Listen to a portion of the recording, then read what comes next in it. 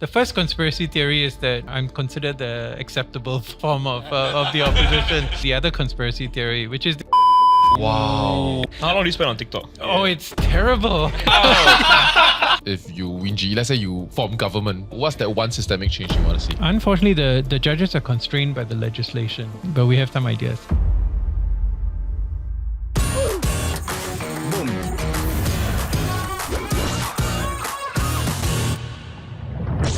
Ladies and gentlemen, today's guest goes by many titles. He's the first Singaporean ever to be the president of the International Society of Infectious Diseases. He's also the chairman of the Singapore Democratic Party, a professor of medicine at the Yong Lu Lin School of Medicine at NUS, and a senior consultant at NUH. Please welcome President, Chairman, Professor, and Dr. Paul Tambyah. Thank you. Wow. That is a lot of titles. That is a lot of titles, but again, just before this, we were chatting about OB markers. I want to make this extremely clear. I'm doing this in my own personal capacity. and I have stepped down as president. I'm the immediate past president of the International Society of ID. Okay. So I'm still on the EXCO. I'm chair of the nominations committee and chair of the publications committee. Oh, okay. But whatever I say has got nothing to do with NUH or NUS, okay? Hey, no, that's good. That's a good disclaimer. So, Yeah. I mean, speaking of which, you were the first Singaporean to hold that title. Yes, that's right. How did that come about? It's a society I've been involved with for many years, and it's different from other infectious disease societies. The biggest infectious disease society in the world is the European Society of Clinical Microbiology and Infection. In fact, they're having their meeting in a couple of weeks' time. Okay. Because most of these societies are dominated by Europe and North America, which is where all the money is. It's the essentially. funding, It's the funding, okay, that's okay. right. And they do all the research, the big labs, they suck up all the funding, and they, in fact, unfortunately, suck up a lot of the talent. So some of the most talented individuals from Africa, Asia, Latin America are working in laboratories or in research centers in Europe and North America. Okay. The difference with ISID is that we focus on low and middle income countries. Okay. So we had our meeting in South Africa, and we had this thing called a community village, which was very, very interesting. And we realized that it's not just knowing the drugs, knowing the vaccines, but it's getting people to buy into it. I mean, the best drug in the world and the best vaccine in the world is useless if nobody is taking it, right? Yeah. So that was something I learned, from these kind of settings where they have limited resources, but they maximize the resources by engaging the community. Besides your work in the health industry, especially, you're also a professor. You're also a politician. Yeah. Between those three, like which do you identify most with? I identify kind of equally with all of them. Okay. I give talks all over the world. And I explain to people that I'm an academic infectious disease physician. Usually I don't bother talking about the politics unless it's a specifically political situation. So I say, when people ask me, what does that mean? So I tell them I spend the majority of my time looking after patients, but my promotion depends on my research output and my bonus depends on the student evaluation. So it's kind of, you're pulled in three different directions. It's a bit like politics, actually. It's a bit like exactly the same politics. thing. You've got the town council, you've got parliament, you've got all these other things to deal with. But that sort of suits my character because I have a relatively short attention span. I tend to read. My wife complains. She says, you're reading two books at the same time. Because I read fiction and non-fiction, and sometimes I feel like reading fiction, so I pick up the fiction book. I read if I feel like reading non-fiction, and I have a lot of bookmarks, so I gotta keep them in place. How long do you spend on TikTok? Very little. Oh, okay. And in fact, It's great for a short attention span. it's terrible. From a health perspective, it's terrible. No, it's because it's so addictive. I mean, you can tell that's why they are so afraid of the algorithm. I'll let you into something. I haven't told anyone this, but every year I try and give up something for Lent. This year I deleted TikTok from my phone. And I'm just waiting for Easter. Yeah, so you'll be downloading after 40 days. Is it that hard? No. Yes, because I have people who manage my political TikTok account, so I don't even need to go to it. And sometimes people will send me something by WhatsApp, and then you can see it, but you can't keep scrolling unless you're actually in the app itself, right? Yeah. So, but once you get into it, then you just keep going. Someone sends you a video, you press it, then you desperately try to You scroll just to the keep next scrolling to one. the next one, and somehow they're very, very clever. You see, they know the things that are like British comedy, all these early Blackadder kind of things, and then every now and again they will throw in something on infectious disease. Wow. They know exactly. They really have you on lock. Yeah. I know, it's just amazing. So I mean, you brought up both like the health side of things and the politics side of things. I always thought it was very interesting because when it comes to medicine, unless you're a GP, actually like it's very, very deep knowledge, right? You spend a lot of time trying to specialize. But being a politician, it's almost having to be very broad because there's a lot of different issues that you need to be an expert on. How do you kind of like marry the two? Yeah, they're actually more similar than a lot of people realize it. And this is one of the things that we've done in the SDP, for example. So I'm the healthcare and the education guy. See, when it comes to economics, we talk to other people. When it comes to housing, we have people that we talk to. Because I'll be honest, I know relatively little about those two areas. But I'm willing to learn, and we try and put it across. And as an educator, one of my skills is in communication and trying to break it down. So once a guy explains it to me, then I try and break it down to the public. Why would you? Can I ask what's your founding story of how did you get into SDP? Was it someone that came and asked you for coffee? No. Or was it you go out and find? I went out and volunteered, and I got involved with the SDP. I used to attend the events way back, when JBJ was still around. Some of the Workers' Party events, the SDP events, and interestingly enough, actually it was in 2011. So 2010, I got a little bit more involved in SDP. In 2011, I gave a lecture at the alumni. Actually, it's the end of 2010, December 2010, and Wong Wee Nam was there. I think some of you may know him. He was very active in politics. Great guy. He passed away a few years ago. And he said to me, "Oh, you're a good speaker." He said, "Maybe you should speak at one of the rallies." And so I said, "Okay, I'll think about it." And then so that's how I got involved with the SDP.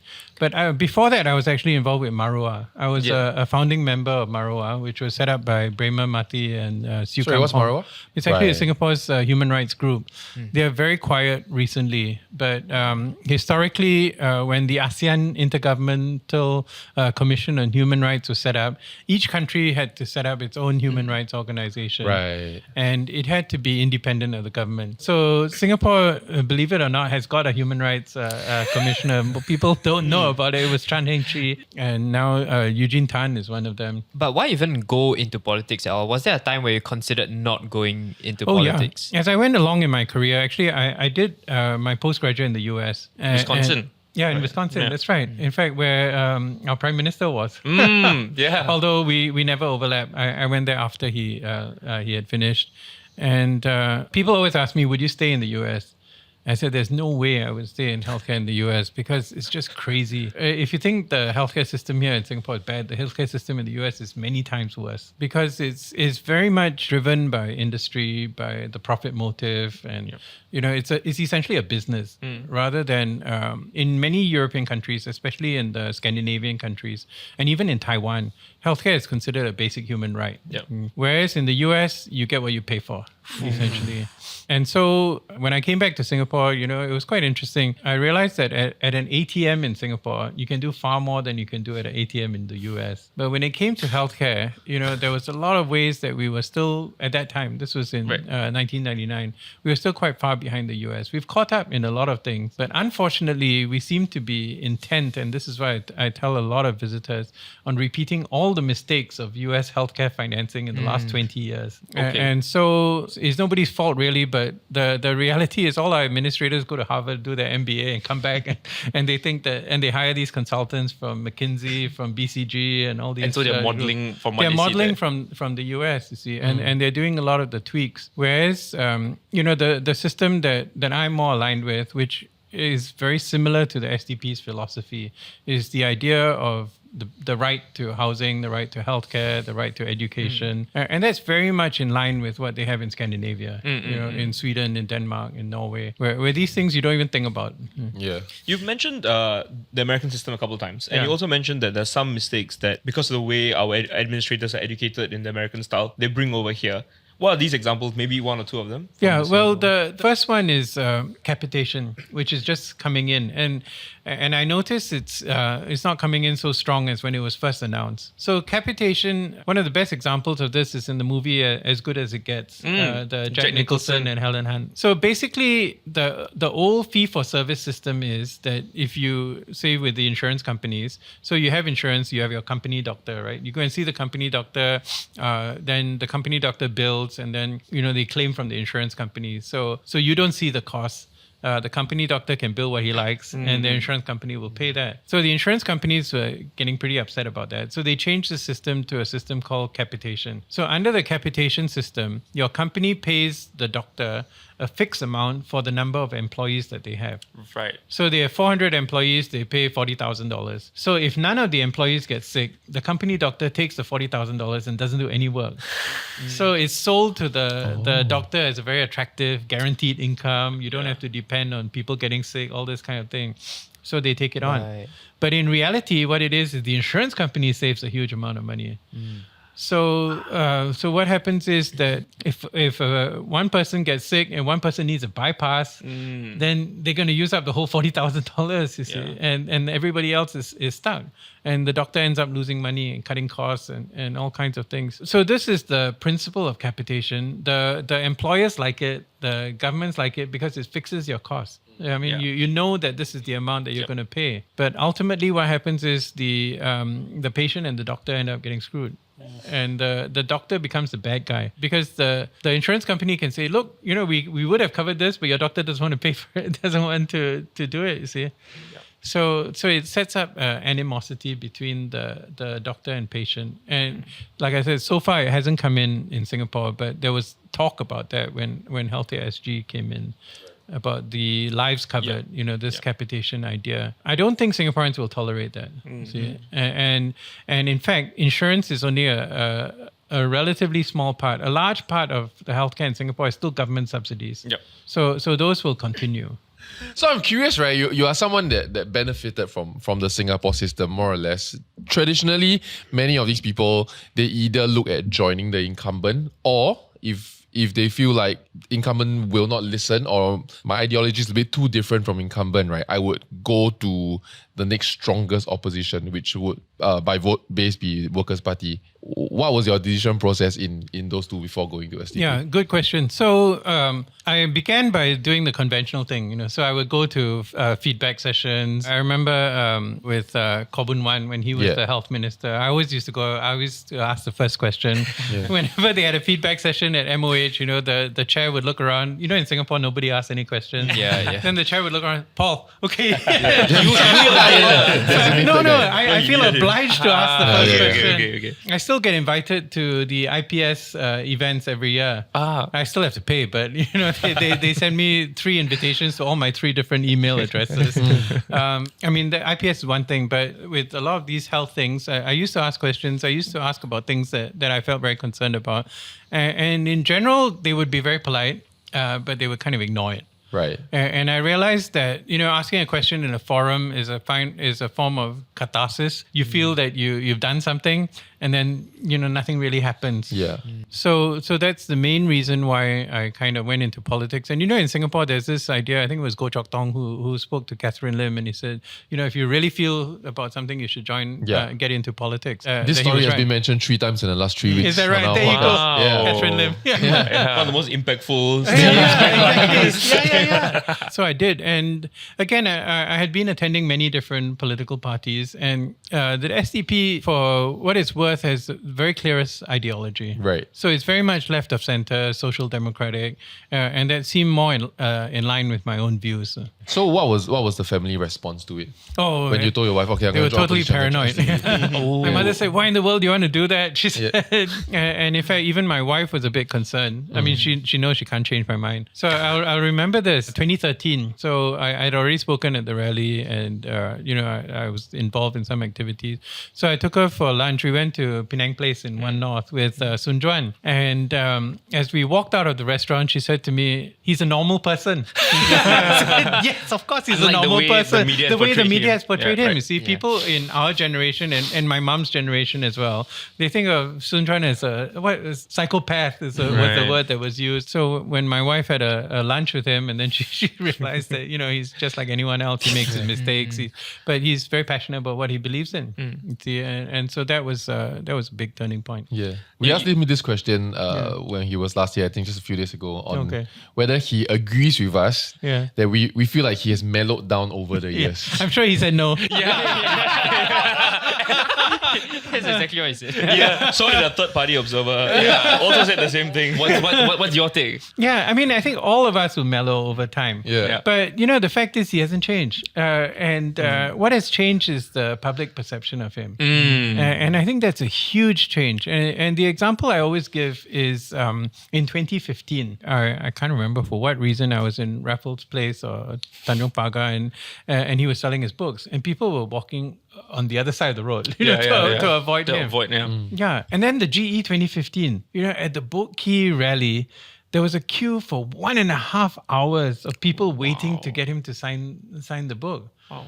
So what changed? And I think what changed was the rally at Commonwealth. He had been barred from speaking for so many years. Then all of a sudden he started to speak, and he couldn't control himself. He spoke in 7 languages. He even said a bit in Tamil. He just went full show. Yeah, I don't know if you remember. You should go and look it up. I didn't know it was a polyglot. Yeah. He's not, but he at least put in the effort to learn. You tried. He tried. You don't even have 7 languages. No, he had Teochew, Dialects Hokkien, dialects, including the dialects, And then people got a chance to hear him in his own voice, you see, rather than filtered through MediaCorp and Straits Times and all those other things. So I think that changed. And he's mentioned about social media as well, being able to speak directly to the public. That's right. Has changed things. You mentioned your mom and her reaction. I also read that she's extremely decorated. She founded Singapore's first school for children with multiple disabilities. And she also is a recipient of a Public Service Medal and a Public Service Star, and even her World's Woman of the Year for work with children with special needs. How much did that shape your... Oh, it made a huge difference in my life. And both myself and my sister, I was fortunate. My father was a physician, so we were relatively comfortable. My mom was a volunteer all the way through her life, see. So she worked for a while in the early days. She was in Ministry of Social Affairs. In fact, interestingly enough, she worked with S.R. Nathan, because he was in the Seamen's Welfare, and then she was in Children and Young People. And then when my sister was born, she quit work. Then she went as a voluntary basis. And then early in the 1970s, she got involved with AWA. And all the work she did with AWA was as a volunteer. Anyway, it was amazing. I was just looking through, she passed away in September 2023. So I've been looking through her files and all these minutes of meetings, and the way she ran this thing was extremely professional. Wow, she kept all of it. Wow. Yeah, she kept all of it. In fact, there are 2 files I'm trying to, 2 of the things that she was really passionate about, so that I would consider major achievements. One was compulsory education, to get disabled children included in compulsory education. And the other was COE waivers for vehicles to transport disabled people. Right. And that actually exemplifies my mom's approach to change. So what happened, the COE story, I've told the story before, is that, so there were these children, so they ran the school for multiply disabled children, and there were these 2 brothers who were in the school. And it was quite obvious that they had no intellectual disability, though they were physically quite disabled. So she tried to get them into a mainstream school, and she wrote to MOE, and MOE said there are no disabled children in mainstream schools. But she didn't believe that, because she knew many of these disabled kids. So what they did was they did a survey, and they found there were more than 100 disabled children in mainstream schools. Wow. And what was happening was the individual principals were making accommodations. They were letting them go to first floor classrooms, or they were adjusting the timetable and things like that. So she set up this program called Teach Me, which was to give these kids therapy so that they could try and improve their mobility and things like that. They wanted to do a mobile van to go to these mainstream schools, do the therapy for the kids, because they have classes and they have all these things, so it's very hard for them to go to and transport also is not easy for somebody with disabilities in Singapore. So what happened was my dad spoke with the Mount Elizabeth authorities and they donated a van. So they were going to put the van on the road and they got stuck with a COE bill. So she said, how am I going to raise money for COE? So she wrote letters, she wrote to the newspapers, she wrote all these appeals. Nothing happened. And then what happened is, this is my mom's way, okay? Is that she was a founder member of AWARE. Yep. And then she got an invitation to an AWARE event, and she found that Abdullah Tamugi, who at that time was the MCYS, as it was called, now MSF, minister. And so she called the president of AWARE and she said, can you put me next to the minister? so she said, sure. So she was sitting next to the minister and she was just... COE exemption. And he said, that doesn't make sense. And the next day she wrote, and he said, write to me. The next day she wrote to him, and the COE exemption was granted. Wow. And that has continued to this day. That was more than 10 years ago. Wow. So activism is all about location. And I guess it's They're there to yet. they're there to yet, but at different levels. So you have different opportunities, you see. Yeah. So she was in a position where she was able to, lobby ministers, so to speak. But other people, they do different things. They go on social media or they do various things. The other thing that my mom did, so first one was the COE. The second was compulsory education. So the disabled community was quite active in trying to get compulsory education put in for children with disabilities, because they know in Singapore, they don't make anything compulsory. They take it seriously. If they make it compulsory, that means everybody must get it, including those who cannot afford it. Yep. And if they cannot afford it, the government must provide it. So when compulsory education came in, disabled children were excluded. So she was very upset, and many others in the disability community. So they wrote to the minister and they said, why? And the minister said, the parents don't want it. And she said, that cannot be true. So what she did was, she and a group of others, including Denise Pua and a few others, they commissioned a NTU researcher to actually survey parents of children with disabilities. Yeah. They surveyed 3,000 parents, and they found that more than 90% of them wanted compulsory education for their kids. Wow. So they published this. It's still available online.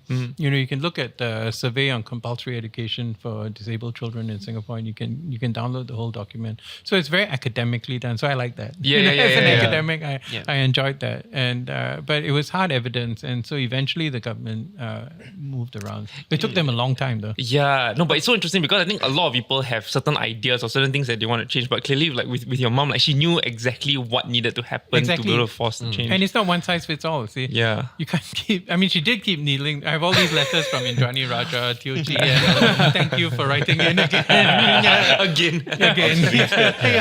Earlier you mentioned that schools actually, you found, your mom found out that it was the principals who were making accommodations for kids like this. Has it changed? Do we know? I don't actually. Oh no, they're still doing it, and it is pretty remarkable. What principals are doing, and this is the encouraging thing about Singapore, is that people will do the right thing, even when they are not told to do it. Okay? Right. So they and it's on a case by case basis. The other example that comes up is the unions. Unions in Singapore are perceived as being toothless. They really can't do anything to protect the individual. Having said that, they're very limited in how they can protect, partly because they are part of a group together with employers and the government. So that essentially ties your hand. You see, they're not totally independent. But having said that, when it comes to individuals, I find that the unions can be very effective. And in fact, the president of NTUC, I know her very well. I've known her for more than 20 years. She actually works as a pharmacy technician, and she worked at, now she's probably full-time as a president. We've had sort of disagreements and things like that about the way of doing things.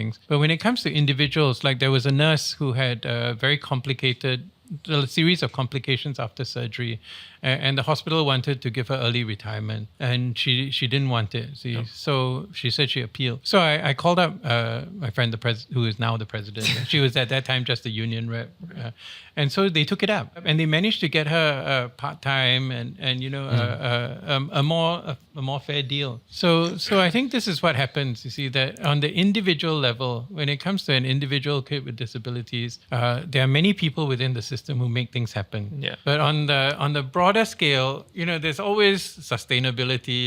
Can we look at the budget? What is the impact? Yeah. And what happens? Is this a slippery slope kind of thing? Do we have Structural exactly. issues, red tape, Yeah, bureaucracy. and that's where the politics comes in. You talked about like the scanny model, or almost Right. like healthcare as a basic human right. Right. Are the subsidies not enough in Singapore for that to almost be the case? Yeah, in a way, I think it's more a question of misallocation. Right. Because if you actually use the same amount of money and you moved it into primary healthcare, which Healthier.sg is trying to do, the concept of Healthier.sg is not a bad one. You see, the idea that you focus on primary healthcare, but the big difference is in Singapore, anybody can walk in and see a specialist. You see. Right. So those things need to be ironed out, and they need to figure a way to do it. As an academic and as a medical professional, what's that one change if you Winji, let's say you form government, let's say, right? well, what's like I that one said, systemic change you want to see? I think the first thing we need to do is go to a universal single-payer healthcare system. Because that's the whole reason why I went into politics in the first place. Can you explain that? So the way it works is that everybody pays into it's like MediShield Life Right. on steroids. In other words, so everybody pays into it based on your income. So it's automatically deducted from your CPF. Right. If you're not earning, the government will pay for you. And then this forms a pool. And the biggest thing that we do is we get rid of the overheads. We get rid of all the complicated bureaucracy. Right. See, in Bertha's book, I don't know whether you've ever had Bertha on this thing, but Bertha Not Henson. yet. Yeah. Yeah. You should definitely invite her. She's still very upset that Straits Times hasn't invited her to talk about her book. But, She's coming next month. Oh, excellent. Yeah. She talks about how she had to negotiate with AIC, all the different agencies. And she actually, to her credit, she provides contacts, she provides, links and how to find out about. But it shouldn't have to be that complicated. Yeah. You see. There's some things that work in our system. And one of those is the CHAS system. The CHAS Blue, CHAS Orange. And it works in the dental scheme. So about a year before my mom passed away, she had a tooth filling that fell out. So I called up a friend of mine who's a dentist, and he said, look, I have a clinic in Orchard, not wheelchair accessible, but I have one in Towner where you can bring her. So I brought her, and then he said, okay, when was the last time she had a scaling and polishing? I said, it's about 2 years ago before she became sick. He said, I can do it as well. And he said, she's pioneer generation. So I said, I didn't bring the pioneer generation card. He says, okay, once we key in her IC number, the system knows. Yeah. So he did a scaling and polishing. He did the filling. He repaired the filling. And I only had to pay $28. Wow. And he billed $140. And the government paid the rest. And so there was a scale. See, there's a certain guidelines on how much they can bill. So it doesn't go out of control. It's not like like I said, the US system in the old days where you can charge what you like. But it's a reasonable amount. And I think part of the motivation for that was around that time, or actually a couple of years before that, the waiting time for an appointment in National Dental Center was like 1 year. Yeah. So that is not still like sustainable. 86 months, I It think. is still pretty long, but it's come down. And I think part of the reason why it's come down is because of this fact that private dentists are allowed to claim from CHAS, from Pioneer Generation. Right. Yeah, so what's happened is that you've had a few people abuse the system. There are a couple of dentists, and some of them, they think they're trying to help the patient. They say that they did treatments 5 days in a row because there's a cap, so that they can go within the cap. Yeah. But there will always be bad apples in any system. So I think that's the point, is that the Singapore system has within its ability to change. No, sorry. So everyone pays into this system. Yeah, so everyone pays into this system, and then this system prescribes, okay, look, you're all entitled to certain screening tests, you're all entitled to certain basic charges. There's a co-payment. What Right. we propose is a $10 co-payment for outpatient services. For inpatient services, you pay up to 10%, up to a cap of a Right. certain amount. And frankly, this is exactly the system we had up to 1985. So I'm sure you've brought this up somewhere before in a forum. What was the defense on why Singapore can adopt that? Yeah, and I think part of it was ideological, the idea that it would bankrupt the state. And this came across in the 2015 and 2020 general elections, where we heard, Singapore is going to go, Vivian Balakrishnan, going to go down the road to Greece. Right. If you try and adopt all these welfare policies. And there's this famous one, Chan Chun Sing, it gets sent, you're going to give $300 to people, and that sort of thing. So that is more, I think, ideological ideological than anything else. Right. It's more of we can't manage the top side of this cost, right? Yeah. But you are saying it's possible to manage And the I top think side it of this is cost. possible. And I think a lot of it is this, the monetarist kind of ideal, the Chicago school, Reagan Thatcher sort of thinking, which has, to be fair, is moderated to a certain extent here. Yeah. Because, we have public housing, we have public healthcare and stuff like that. To a certain extent, I feel like I can see where it's coming from, and I'm not being. Why am I the guy that's being defensive about this? Yeah.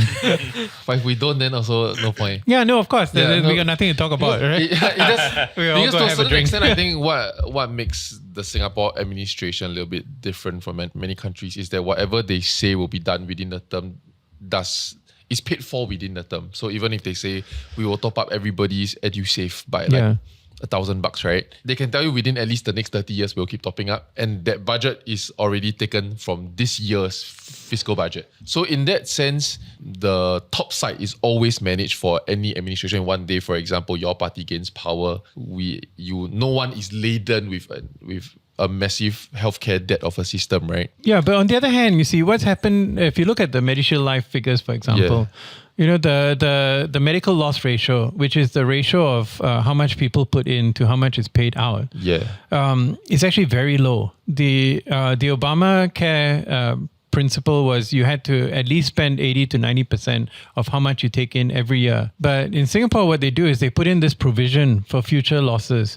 So the actual amount that is spent is closer to 40%. Right. But if they include this provision, that's in a way a little bit of a sleight of hand, because the provision assumes that you're not going to raise premiums, but they've already raised premiums for MediShield Life. Right. So the question is, why do you need such a high provision? Lifespan, is it not? Because the raised premiums is the rising cost of healthcare, but the provision is for lifespan, no? Yeah, but that assumes that you're not going to raise the premium. You see, like if you buy, I have an insurance. That assumes that I die beyond expected age, because you raise the premium for rising cost of medical services around the world, of which Singapore may or may not have a hand of, right? Because of the cost of labor or cost of medical supplies and whatnot. But the provision is for if I don't die, right? If I live to 120. No, that's in the actuarial calculation anyway. Right. Because how do they determine the premium in the first place is actually based on the actuarial calculation. So I don't know what's actuarial. I mean, basically, it's the insurance guy's doula. Actually. Yeah, The and mathematics, in fact, the best explanation of insurance I had was from one of my seniors when I started working. So I was about to tell you, I bought an insurance policy when I was 28 years old, when I was a medical officer, and I saw a 29-year-old person die of liver cancer. Then all of a sudden, they came home to me. That'll make you an agent or a doctor, really. But I'm still paying the same premium. That's one of these critical illness policies. So it was locked in at 29 years old. So the amount I'm paying is still fixed at that amount. But when I was about to buy it, one of my seniors, I was debating whether to buy or not. When you're 29, nobody thinks you're going to die, right? Unless you see someone about your age dying. And so he said to me, insurance is essentially you're making a bet. You're making a bet with the insurance company that you will die before the age of 75. If you die before the age of 75, you win the bet, your widow collects the money. If you lose the bet, you're still alive at 75. He said it's a good deal. That's the best kind of deal. I don't subscribe to that. Insurance companies are going to use your soundbite. To me, it made perfect sense. Because you're essentially betting that you're going to. So either way you win, either way you win. And in fact, the first birthday card I get every year is from my insurance agent. Because I'm telling you, he's the happiest person in the world that I'm still alive. Your main agreements, he doesn't have to pay anything out.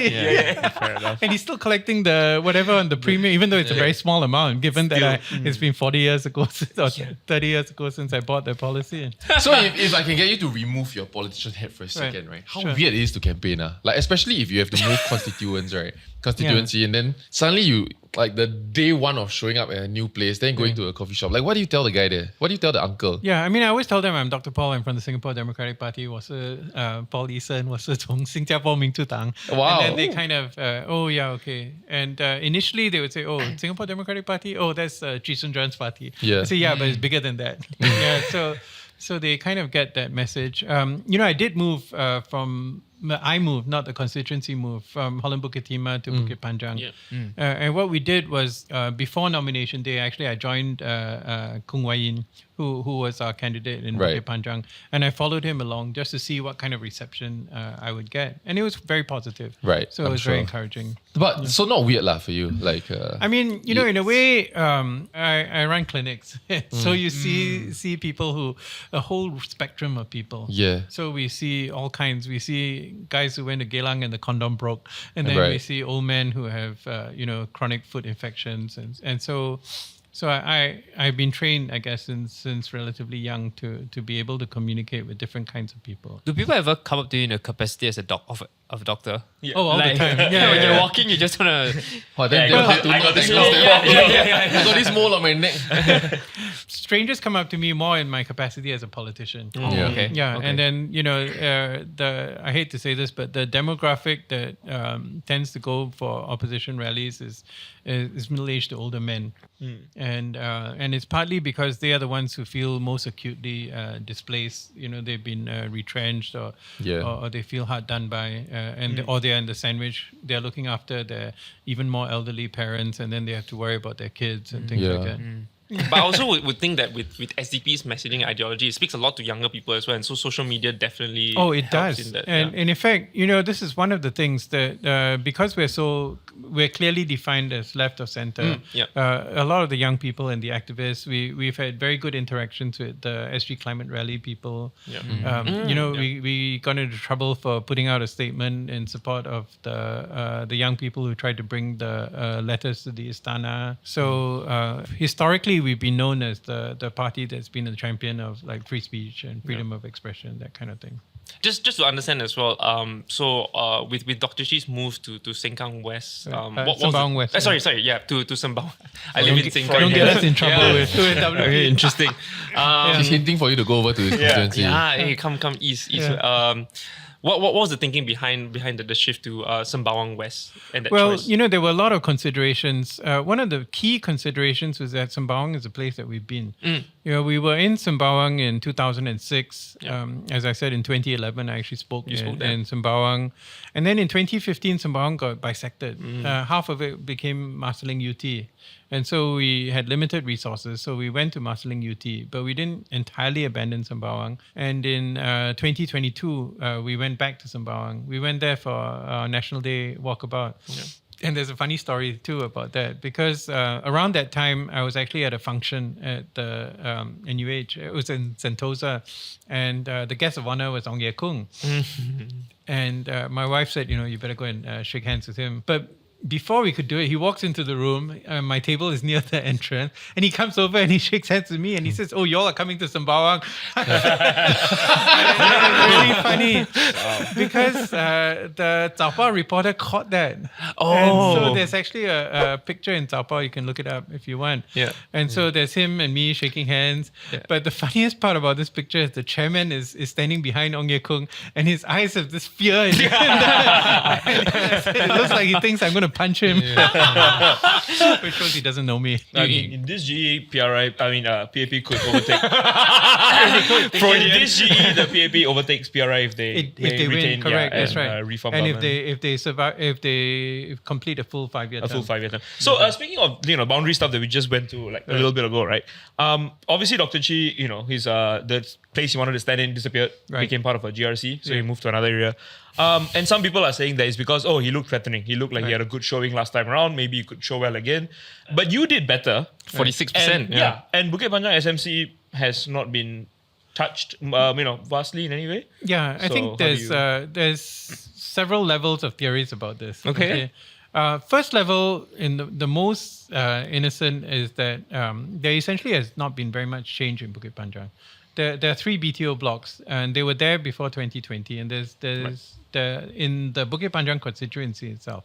Not talking about Bukit Panjang town, because Bukit Panjang town, half of it is actually in Holland Bukit Timah. Right. And there is BTO construction across the road. So although that hasn't changed, so that again, I guess is the excuse that they could give. But there are 2 conspiracy theories that are going around. The first conspiracy theory is that I'm considered the acceptable form of the opposition. You're the good. How does one feel about that? I'm not so sure that that's The good doctor is a great doctor. I don't know, but I don't really believe that. I believe actually the other conspiracy theory, which is they're going to pull something out of the hat, Right. at the last minute, and there are a couple of ways of doing it. One is to see if I get disqualified for some reason or other. So we are making sure that we have the computer, the printer, the lawyer, the commissioner of oaths who are going to be there on nomination day, so we don't make any mistake at Dot all. your I's, We're double checking, triple checking the forms. The other theory is they're going to put someone strong, and in a way, somebody who they think will have a strong chance of defeating me as a way of trying to prove themselves as well. I mean, there's no way of understanding how the PAP thinks, but like what happened with Heng Swee Keat in East Coast. You see. So he was put there partly to neutralize the Nicosia kind of threat, but also to show his political credentials. And in a way he did, because the thinking is that they could have lost. You see. But he came there, he brought some star power, although he didn't do that well on nomination day. But after that, he kind of picked himself up. You spoke about media coverage of opposition, and one thing that I realized actually is that unlike a lot of opposition members, you're actually covered quite extensively because of your expertise in infectious diseases, right? Like I think during COVID, like CNA actually had you quite often. Do you see that as an advantage, or do you think that's because like you've been able to toe the line very well with the OB markers? They had me quite often until about 6 weeks before the election. Convenient. Yeah, and in fact, I think part of the thing is like I was telling y'all just before this, I was taking part in an interview on a diagnostic test that we've done. Is that, and it comes with being an educator. Is I find that one of the skills that I learned, and it's over the years, and including through some of the courses that are conducted both in NUS and outside, learning how to communicate science, because that's part of the problem we talked about earlier about the masks and Tony Fauci and the pandemic. A lot of it was just black and white. It wasn't communicating the idea that there's some uncertainty. So in fact, interestingly enough, the people who contact me the most are the Zhao Bao reporters, the Zhao Bao and Xin Min. Okay. Every year for the last 3 years, they've given me a pack of the Zhao Bao ang paos for Chinese New Year, and they send me a personalized note. Oh wow. Yeah, and it's quite interesting because they pick up on things. I think a lot of them spend their time outside the newsroom. I mean, some of it is too extreme. In the old days when Wan Pao was competing with Xin Min, we used to hang around outside the coroner's office and in SPH. You would see the Xin Min and Wan Pao reporters out there looking for young people coming in or celebrities and stuff like that. So now, thankfully, they don't because there's no competition anymore. There's only one evening paper. But that's the kind of journalism we were lacking now. Exactly. Sad to say. Forgive me for asking a stupid question, but I've always was very interested in like finding out like what's the difference between a secretary and a chairman, because Dr. Chee is a secretary and you're a chairman. What's the difference? So the chairman signs the checks. All the political parties in Singapore, the secretary cannot sign the check. Okay. Yeah. Like not a figurative check, like the actual check. And now it's electronic. So I have the bank app on my. I don't do internet banking for my own personal banking because I've had bad experiences. So the chairman and the treasurer sign the checks electronically or manually, and the secretary is the one who leads the party. Also, it's not like corporate structure where the chairman is the actual. No, it's in corporate structure the CEO is the actual and the chairman is the CEO then reports to the chairman. Yeah, correct. So it's he different. does not report to you. No, it doesn't. And in fact, every political party in Singapore actually is a Leninist political party. I had dinner with a friend of mine from Poland who's about my age. He grew up in Poland where he had to learn Russian. And he couldn't believe it. He said, so how are the political parties structured? I said, well, we have a central committee, and then we have cadres who elect people to the central committee, and the leader is the general secretary. He said, that sounds very similar. She told him there was a Politburo as well. Yeah. So he said, do you have a Politburo? I said, no, at least we don't have that. But then, so what is the treasury? I mean, the treasurer of the party. Yeah. So the checks have two signatories. There's always two signatories. So it's usually the treasurer and the chairman. So it's only That's such a disappointing answer. I thought it was something fancy like Yeah, SecGen figures out the policy. Yeah, is there no like hierarchy for like, the parties? Well, like, I mean, in a way, because we are a Democratic Party, and this is the interesting thing that I realized when I got more involved with the SDP.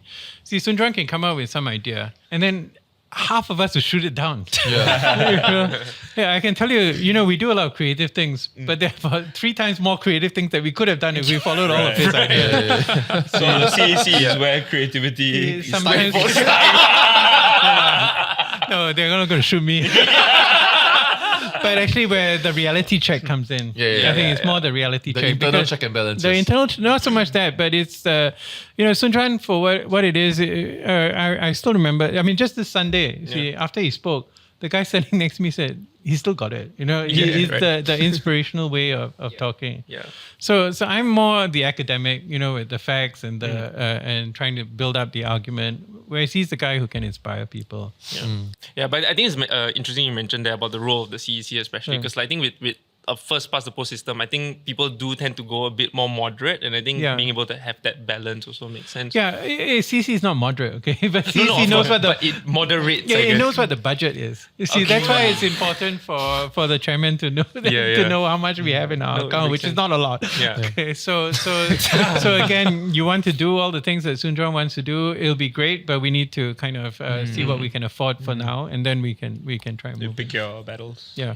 You mentioned that SDP is left of center, but something that you're not traditionally left on is on immigration. So recently, you suggested a shift towards prioritizing talent, belief in Singapore's principles, and strong ties to the country. Why do you think that changed or that shift in immigration policy is necessary? Yeah, so I brought that up at the IPS forum. And the reason is that the way I see immigration in Singapore is, and again, this may be a conspiracy theory, but it seems to be very cynical because the way immigration is structured in Singapore is a bit like a race to the bottom. Right. See, where people are being brought in and they are exploited. And this is no more so than in the work permit holders. I mean, it's just crazy. Work permit holders come in, there's no minimum wage, so they can work at really, really low wages. They stay in really terrible conditions in dormitories, which have only slightly improved after the pandemic. They have no bargaining power. They are not part of unions. So, and effectively what they do is they put downward pressure on the wages of Singaporeans. And that, again, it's not a uniquely Singaporean thing. It's happened in many parts of the world, especially in the UK and the US, where immigrants are brought in to be exploited, essentially. And there's only a limit to how much that can do. The other reason, which again is a little bit more of a conspiracy theory, is the idea that Singaporeans are getting more and more pissed off at the PAP, but when you bring in new citizens, they are naturally very grateful, because they are given the opportunities that they didn't have. People in China, for example, they never voted in their life. When we go door to door, we see this new citizen family. They think that we're from the government, from the party, especially the older people. They see us in red, and so they welcome us and they give us. And then There's an opportunity right there. We're like, let's not correct it. so after a while, we have to say, look, 我们是反对党. But they still don't believe us. Give them the sticker. Give them the sticker. Maybe you should incorporate the lightning in some way. No. But I think that is kind of where we're coming from. Yep. You see, is that we welcome people who, especially the spouses of Singaporeans. So many people there. We've met people in our house visits. This is one of the key things that they bring up. The wife is not Singaporean, the children have done NS, the sons have done NS, and the mother is still on a visit pass, which is really, really ridiculous. And this is what you mean by having strong ties to the Exactly. country. If your son has done NS, surely you have the right to become a citizen of Singapore. The murkiness of the process also. Exactly. adds to it. No explanation is given. People get rejected. Yeah. Something that you just spoke about was, or you question why EIP isn't implemented on like Right. landed properties Yeah. and condos. Why is that necessary? Given that I think the figure was brought up that it only makes up like 25% of properties. Yeah, in Singapore. it's important as a matter of principle. Okay.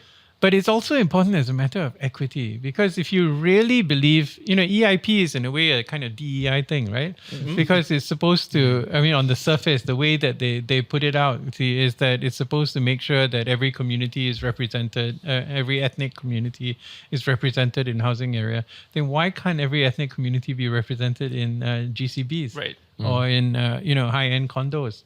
Because I think that will provide opportunities. And in Singapore, it's a very, very stratified society. You look at all the elite schools. Almost all the elite schools are located in the Bukit Timah or the East Coast or the Bishan areas. You look at the kiasu parents, right? They tell you the cutoff marks for all the IP schools and the SAP schools.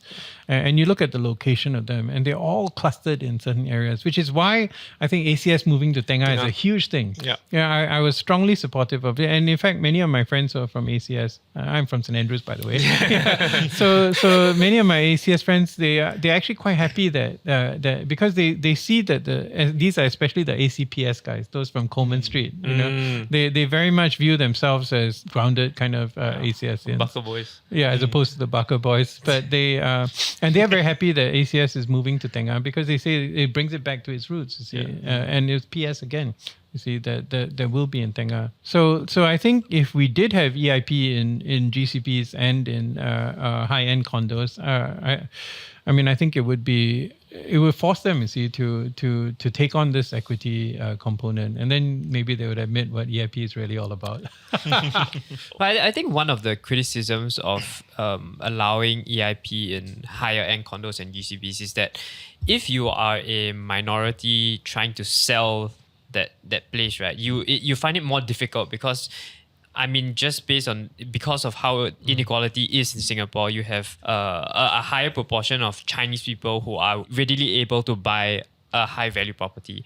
And then as someone who is a minority trying to sell that, you now have to sell to another minority who might not buy at the same price. So you actually lose out on the value of that property. What do you think about that? No, that actually assumes that you're going to have more than one property. You see, for most people, they only have one property. Yep. And they move because of the changes in their life circumstances. See, you grow older, you move out to a smaller place or something like that. And in reality, actually, if you look at the ethnic distribution in income in Singapore, the highest income group is interestingly enough, and I think it's largely because of the new citizens, is the Indian population. So essentially, we're talking about the Malay population who has income which is lower than the Chinese and Indian population.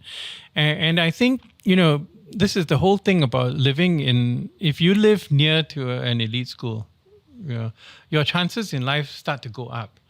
So if your only home is in a luxury condo next to ACS or next to MGS or whatever it is, and you could only sell it to somebody from the Malay community, then your chances of moving up, then somebody else gets a chance to move up within your community.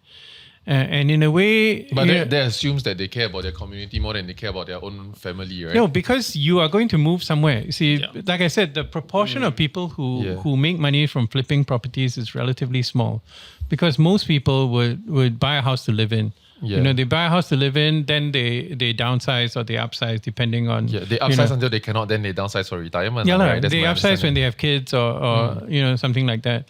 But that's majority of people will still have only one home. See, so the people always say, why don't you buy this place and then you can sell it, you can make a huge amount of money. And I say, then what are you going to do with it? Because you have to buy another place to live in.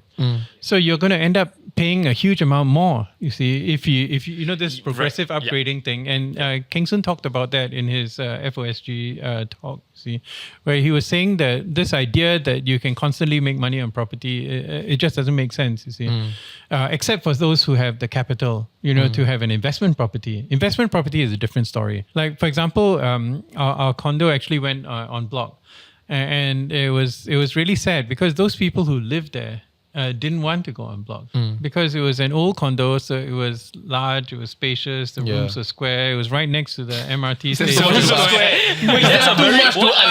That's such a major concern, right? That's crazy. It's a huge concern. That's wild now. No, because when a square room you can buy furniture of any kind. Exactly. It's true.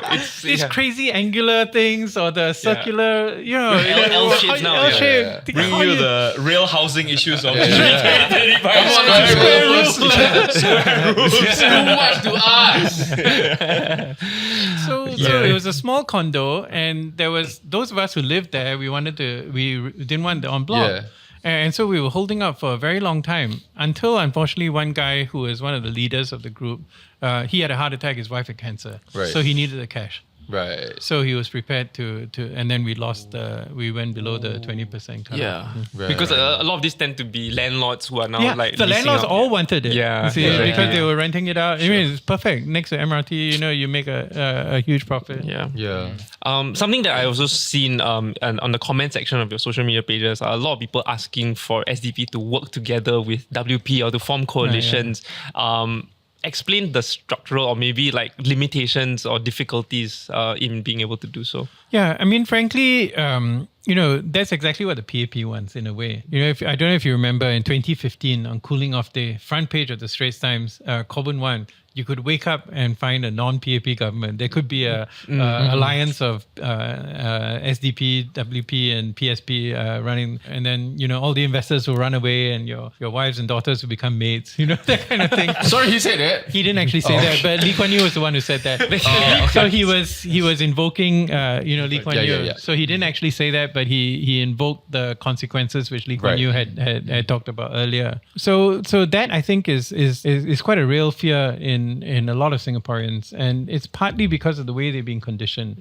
When you think about it, the PAP when they came in 1959, they were a motley bunch of people. If we compared to the current quality of the candidates that we have from WP and PSP, and I'll tell you, I realized how effective this was. And I knew that we had lost the 2015 general election 8:30 in the morning. I went to a polling center, and I saw a colleague who's the head of one of the biggest national medical centers.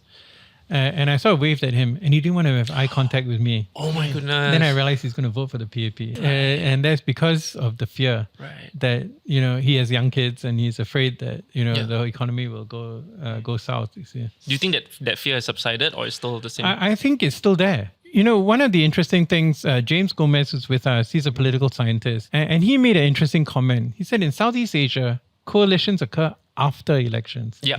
They don't occur before elections. Marriage of convenience. Yeah, you look at Thailand, you look at Malaysia. Yeah. I mean, Malaysia is the ultimate. UMNO and DAP have hated each other for years. And now they're in government together. Shocking. So I think that,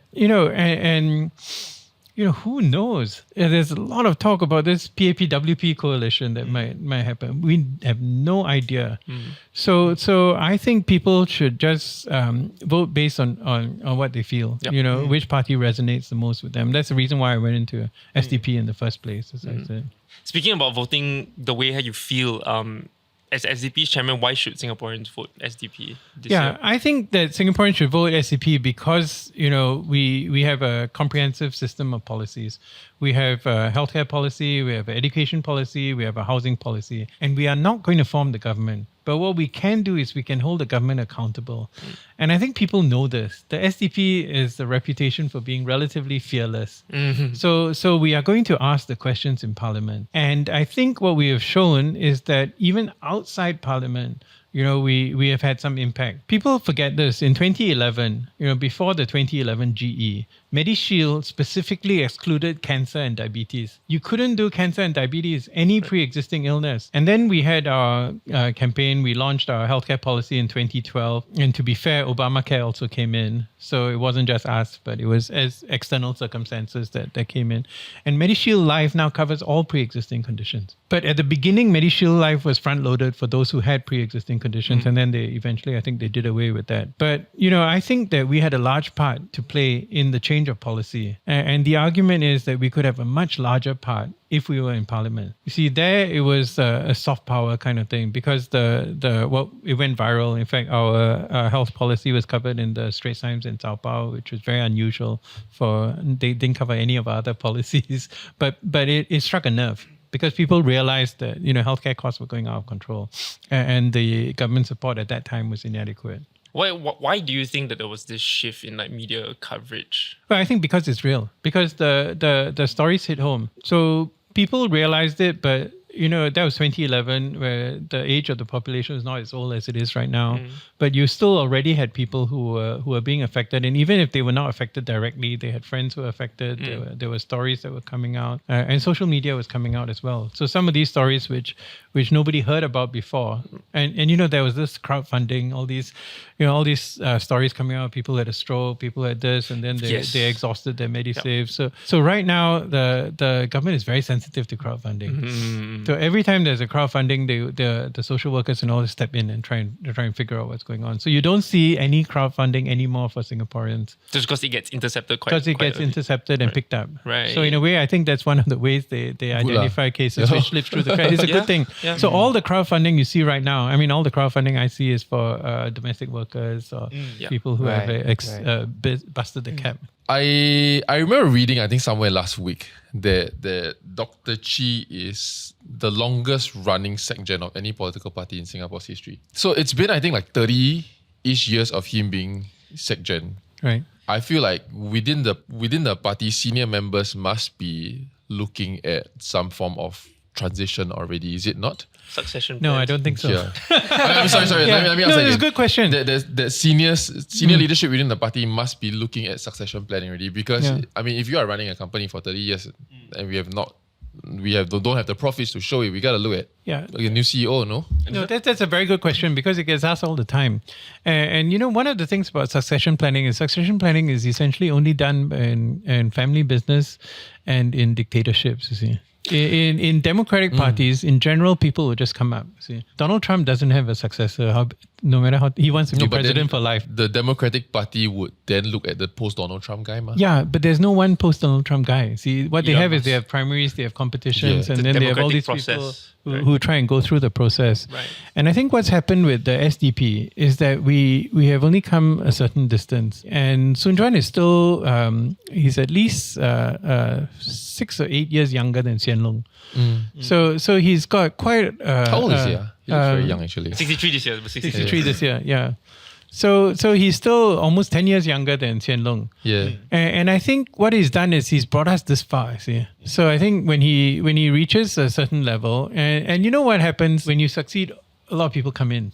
And then somebody will come in, and somebody will naturally come in who has the similar kind of talents and abilities. Right. And I have no doubt about it. Once we get a town council or two, then we'll see more volunteers because we'll have more resources. We'll have a town council office. We'll be able to meet the people sessions. We'll have, however limited they are, but there will be a chance for people who have leadership ability to come in. See, but right now, I think there's no question about it. You see that he's the most talented of the individuals, and for this particular need of the party at the time. See, that he's quite clearly the right man for the job. I see. So trust the process, lah. Yeah, you trust the process, and like I said, it's a democratic party. You see, so he puts up all these ideas, and some of them get through, and some of them don't. Before we end, I want to ask some curious questions I have about pandemics. Oh yes, yeah. The sudden change in excitement. Is the next pandemic bopian? It will eventually happen. It's just Some a matter say in the of next when. 5 years. And this again is one of the things about COVID, and actually it happened to H1N1 in 2009. I think a lot of people have forgotten about that, but there was a lot of controversy as to whether governments overreacted. They said actually Ong Ye Kung came to the hospital for a launch of a book, and he gave to his credit, he gave a pretty good analysis. He said that when COVID hit, he said the Western countries used a flu-based approach and it didn't work. He said the Asian countries used a SARS-based approach and it didn't work either. And he said for the next pandemic, we'll use a COVID-19 based approach and it won't work. Wow. Yeah. So in a way, you can't keep fighting the last battle. Yeah. So this is where I think the politics intersects with the medical. is that the thing about democratic politics and how social media has been such a democratization is that you need to crowdsource information. You need to crowdsource the best way of doing things. And if you try and dictate one particular way, you're going to get burned. I have a good friend who's a computer science professor, and he says, you talk a lot about these deep fakes and things like that, right? But he says 30 years ago, Tom Hanks shook hands with JF Kennedy in Forrest Gump. That's true. Right? And he says the difference is that 30 years ago, you needed a multi-million-dollar Hollywood studio to make Tom Hanks shake hands with John F. Kennedy. Yep. Now, anybody can do it. So you have democratized deepfakes. And that's the dark side of AI and technology. But it is truly amazing what anybody can do right now. And Cherian George, right? So he's argued that, people try and clamp down on hate speech because they think that, they're protecting the public and all this kind of thing. And I agree to a certain extent. You see, there's certain things that you really don't want to do. But on the other hand, his argument is that the answer to all this is actually not less speech, but more speech. That you empower individuals so that individuals can make up their own mind. And you have to level the playing field so that you don't have a situation where the guy who owns X can dominate the airwaves. And it's happening. It's happening from the ground up. See, that you're getting citizen journalists. I mean, every day I get these really creative things that people send me, Singaporeans. I don't know if you've seen this one recently about they've recycled this Jack Neo Meet the People session one from one of his early movies. They're sending you memes. Yeah, they're sending memes and little short videos. The devil testing you during Lent. That's right. And as far as free speech and all this goes, I mean, I'm sure you have your feelings on the POFMA office. Right. You have received clarification yourself. Yeah. Give you all a sneak preview. We're actually going to challenge the last POFMA. It's taken us a while. We were the first to get POFMA. And then we were the first to challenge POFMA. We were the first to take it to a court of appeal and the first to get a small partial victory on POFMA. Yeah. And what has happened during that judgment, they actually laid out a framework for POFMA. Unfortunately, the judges are constrained by the legislation, but we have some ideas. Keep your eye on this. Oh, He's keeping his cards close as well. Then he's gonna give you those straight times. It's for the best. I would do the same. Speaking of US, I think COVID really brought out how important it is to have politics and healthcare, intertwined at the same time. And seeing how they handled the COVID crisis, it's so difficult to even get people to wear masks. And seeing how, I guess, China handled the crisis, where it's so you have lockdowns, it's so strict. Right? Where do you see yourself on this spectrum, right? Where you are a health professional and also a politician, and you can say with confidence that you're seeing the stats, you're looking at the data. Some things are better than others, but yet you have to get the public to do some things and yet handle the freedoms and liberties of the people. Like, where do you stand on that? Yeah, I mean that's a very good question, because COVID actually, I think, exemplified the problems with public health, and as you pointed out, it was two extremes. And Donald Lowe has written a book, The Price of Zero, which I just finished reading about a couple of weeks ago, and where he pointed out that China appeared to be very successful in the early stages of COVID, but later on they paid a huge price in terms of economics, and also when they suddenly lifted all the restrictions, they had huge outbreaks, and they affected a lot of the elderly people who actually could have been protected earlier on. We still haven't figured out all the lessons of COVID as yet. But again, the Nordic countries use different approaches. Sweden had a very targeted approach. They had no lockdowns at all, and they concentrated on protecting the elderly. Denmark, Norway had lockdowns, but they kind of moderated them. But I think one of the key lessons we've learned from COVID is that science especially is not black and white, and it changes over time. I also read Tony Fauci's autobiography a few months ago. He is getting blamed for all kinds of things. But one of the biggest is the same thing that happened here. He first told people don't wear a mask. And then after that, they made mask mandates. You see, so people automatically become cynical. Yeah. The government did mention, I mean, as far as the not wearing mask part is to try and preserve supply for healthcare workers. Do you buy that? Like, I mean, you made some comments back then. Yeah, I mean, that was part of the story, but it wasn't the whole story. I mean, to be honest, and I think the minister did mention this at some point in time, we were very dependent on Taiwan. A lot of our masks were manufactured out of Taiwan. And so, in fact, one of the good things that came out of the pandemic was the realization we had to build our own capacity, or we had to look for alternative sources. Just one last question on pandemics. Like, I think, like you mentioned, I think we can't be prepared because we don't know what it will look like. But based on COVID-19, what would you have done differently? Yeah, so we can be prepared, but we need to be prepared on a broad scale, not just following one particular pathway. The thing that's happened is the capacity building. This is why, going back to my International Society of ID. So we give small grants to people in really out of the way places, and we actually act as mentors.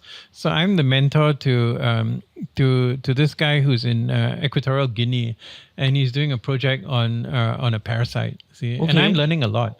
And he's taken it to a certain level. So I actually asked one of the scientists in Singapore to give him some advice.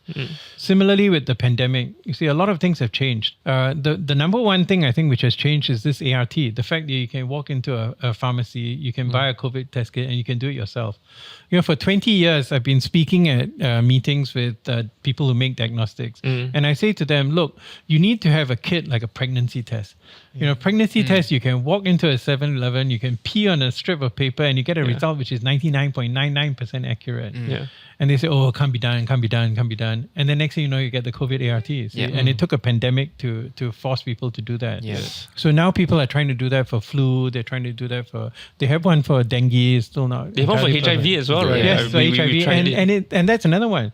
So many years ago, I was on a committee looking at HIV, and we said we should put in this HIV self-testing. And the government was so reluctant to do it, but eventually they've done. And now you can go to a Guardian Unity, you can do your own HIV test. It's amazing. It is. But what should we be doing? Or what should the government or the Ministry of Health be doing to prepare us for that next pandemic? Well, I think what they need to do is to build up the infrastructure. So they're doing that. You know, they've set up this communicable disease agency, which has taken over a lot of the roles that the NCID did.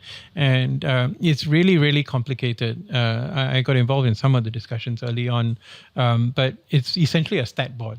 So a stat board has got a lot more autonomy than a government department. So that's going to make it a little bit more nimble. And a stat board can take in money and can give out money, whereas a government department cannot take in money. You know, they are funded by Ministry of Finance in the taxes and through the budget. So that gives it a lot more autonomy, but it's the next step. And so each of us in different parts of the ecosystem. So the primary healthcare, I'm a big fan of primary healthcare. You know, every time my wife comes to me with a problem, I say, go and see your GP.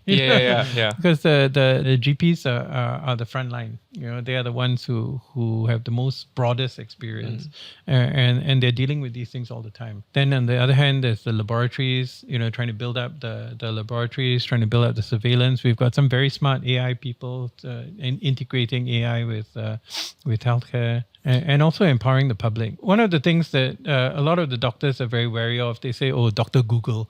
You know, a patient comes in with a whole stack of information from Google. WebMD. Yeah, whatever. But you can't stop patients from Googling stuff. So what I do is I tell them, go to a reliable site. You know, go to Mayo Clinic. My wife always goes to Mayo Clinic. You know, the Mayo Clinic website or the Cleveland Clinic or NHS. These are very good websites. And even Health Hub Singapore has got limited number of diseases. But it's what you type. It's not the websites. The websites are fine. Yeah, So if you Google at random, you come up with some crazy website. You sure get cancer? Exactly. 100% cancer. Yeah. So what I tell people is you bookmark the Mayo and you bookmark your reliable site, or you go to Health Hub. Health Hub as an app, where you can actually download it. Which is where AI could really step in. Exactly. And try and help you to identify a reliable source of information. Yeah, but pardon my rudimentary medical knowledge, right? But understandable, you're not a doctor. He's a hypochondriac. No, he's an expert. He's a hypochondriac. Let's go.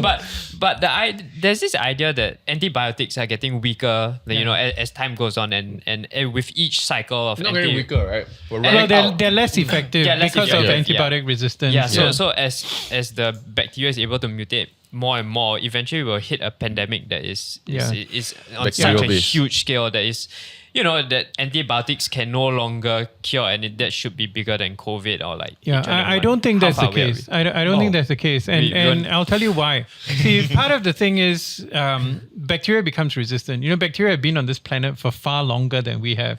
They can live in conditions that we can't live in extremely high temperatures, extremely low temperatures. So they're very adaptable. Sure. So when they see antibiotics, they evolve and they mutate and they become resistant. Yeah. So the challenge is not to use antibiotics when you don't need to use antibiotics. But the trouble is most of the time people don't know. You've got a fever, you've got a cough, you don't know whether it's a bacteria or a virus. So this is where my pet thing is if you had a little kit, if you had a diagnostic test that could tell you this is a bacteria, then you need antibiotics. This is not a bacteria, you don't need antibiotics. Right. So I think there are two parts to this. One is the human use of antibiotics. We can tailor it so that you don't put so much pressure. The other part, which again I didn't realize until about 10, 15 years ago when I went into this field, is that most antibiotics are actually used in animals. And they're used in animals as growth promoters. And part of the reason is that modern farming is crazy. During the first bird flu scare, I visited 6 or 7 of the layer farms, and they're incredible. There's like 2 or 3 people there, and they're like multi-story. All these chickens are so close to each other. And if one bird gets sick, the whole lot of them get sick really, really quickly. See, so what the farmers do is they put antibiotics into the feed. So it gets into the food chain. So in a way, does it then get into our body? It gets into our system. Oh, goddamn. So it affects us, you see. So Free range. Free range, exactly. The kampong chicken. Exactly. That's actually, I think, the way to go. But I don't know whether we can turn back the clock. And again, this is where Robert Kennedy may do some good for all his crazy ways, because he's pointed out, when I came back from the States, one of the first things of reverse culture shock was looking at the chicken in the supermarket. Chicken in the US, the Tyson's chicken is so fat. Chicken in Singapore is like half the size. And then the kampong chicken is smaller still. And the reason is in the US, they're allowed to give hormones to the chicken. So the chicken thigh is really just so fatty. Steroids. Yeah, exactly. Literally almost, But as long as people are not using the antibiotics to like 100% efficiency, do you think this is an inevitability? But I think the US CDC just came out with a report last week where they showed that all these efforts are actually starting to pay off. They're starting to pay off, and people and I think it's the reality is medicine has become so commercial. So like for a GP, see, if he cannot prescribe antibiotics, then he loses, because the consultation charges in Singapore are so low. In Malaysia, they're trying to fix that.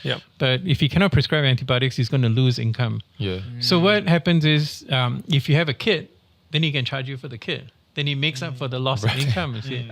So a lot of GPs are doing flu tests, right? So they charge you for the flu test, you see. Right. So actually, in Taiwan, there's vending machines at train stations. Exactly. Of, like 7 different. Like I only know there's pregnancy, and I only know there's COVID.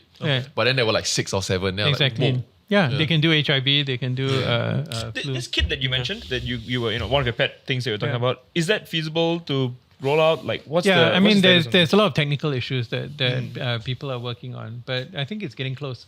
All right, guys, that's all the time we have today. Thank you so much to Prof for joining us today. All the best with GE 2025. We'll see you next one. Like, share, subscribe. Bye-bye. Thank you. Thank you so much. Thank you. So I went to a scientific meeting. I go to scientific meetings all the time. So I went to one in India, and they had a session on scientific communication. Okay. And they had these 2 bloggers, and they had the editor of the Indian Express, and social media personalities. And they were making fun of the editor of the Indian Express. They said, nobody reads your Indian Express. They said, we've got 100 million, 150 million views and all that. Then the editor of Indian Express stood up and he said, he says, all the young people may not read it, but the people who fund your research, the people who approve your studies, they read the Indian Express. What a flex. So I said, that makes sense.